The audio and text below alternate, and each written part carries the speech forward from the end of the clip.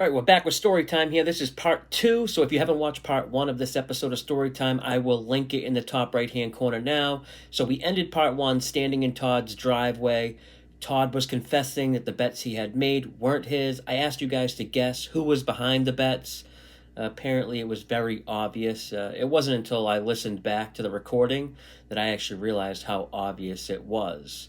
Um, Everyone that guessed Ralph, which was everyone, you guys were correct. But I do want to thank you guys who did guess because interactions, either likes or comments on these videos, help a lot. And I need all the help I can get when it comes to social media stuff.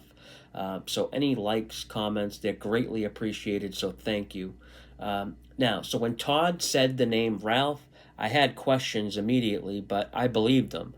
Todd was good friends with Ralph's son Jay, who was married to my cousin. Todd began explaining how everything unfolded, and basically Ralph played Todd. Ralph was saying how he's such a good sports bettor, nobody will take his bets, and he told Todd, if you place bets for me, I'll give you half the winnings. At one point, I had Todd call Ralph on speakerphone to tell him the situation. Todd's on the phone telling Ralph how he's been beaten up and threatened over this, and this guy Ralph, he's such an asshole that he made it seem like I was in the wrong for making such a big deal about all this. Now Ralph owed everybody. This was his move: find bookies, hope to win, but never pay. I think the reason he was so eager to collect when he did win that 2,800 was because he probably thought it was only a matter of time before word got out on him that he's no good, or that I would find out that he'll never pay. My mistake was not doing my research and asking around about him. One phone call is all it would have took to any area bookie. I would have found out about him. He was on everyone's hit list. Um, Part of me did just want to focus on Todd. He was the one responsible, but I also wanted Ralph to pay at this point. I didn't care if Ralph paid in cash. I would have preferred him pay in blood, to be honest. Uh, Joe and I left Todd, but I made it clear Todd is still on the hook for this money, but in my mind, I knew that was a dead end. I ended up giving Joe 400 for his troubles, and I turned my attention to Ralph. Now, for those of you keeping count, that's 400 I paid without collecting anything, so you can add that to the balance sheet. But I was happy to give it to Joe. He was useful. I had plans for him, and I wanted him motivated for Ralph. Ralph was now the primary objective. As a bookie, getting to the point where you need to hire someone to collect, you got to be prepared to take a loss no matter what.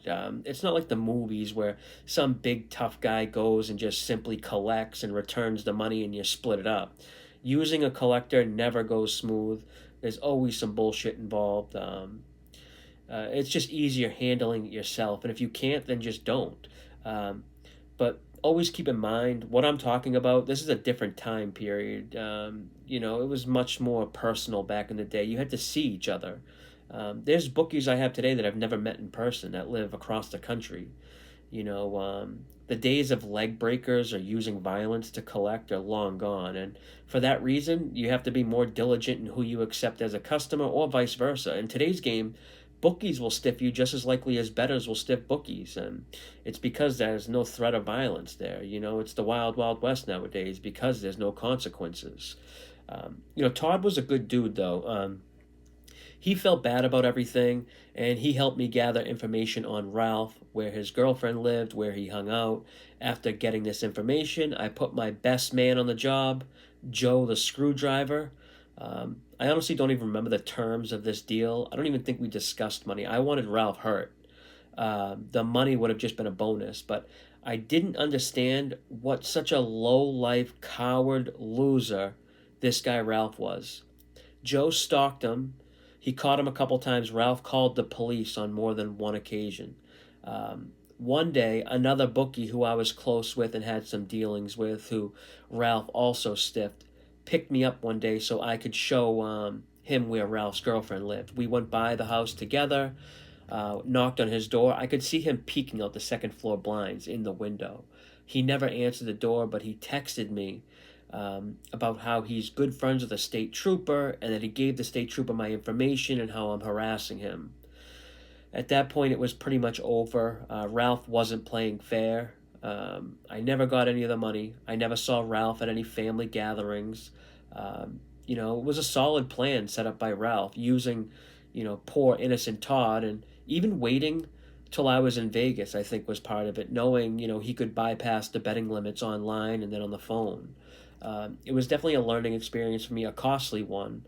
I ran into his son a few times, and always asked about his father. Even his own son couldn't defend his actions. But then again, I also know his son had helped him connect his father to other bookies too. So I don't know where he stands and all that.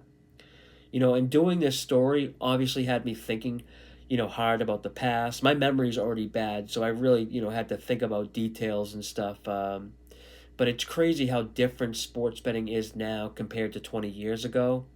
It's obviously much easier now with it being legal in most states, the technology, all the different apps we can bet on, but there's way more bad characters today. There's way more Ralphs and not enough Joes. Reputation means nothing to anybody. You can scam someone, just create a new social media profile. You probably have to be more careful today within sports betting than you did 20 years ago, to be honest. But let me stop here because I can go on forever bitching about the sports betting landscape today. Um, it's serious, old man, get off my lawn vibes there. But good news is I have a lot more stories I can tell. I just have to check the statute of limitations on a few things, and I'll keep going on with stories and this story time series. I think it's now up to episode 7. The playlist is on the screen now, so check that out if you haven't seen the past episodes. But that's all I got for this one. Until next time, good luck with your bets.